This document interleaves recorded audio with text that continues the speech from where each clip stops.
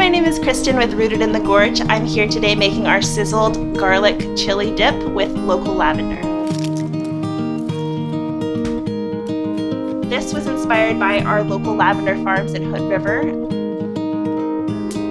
It gives it just this little bit of floral note that just really shines with the garlic and all of the spices in the olive oil.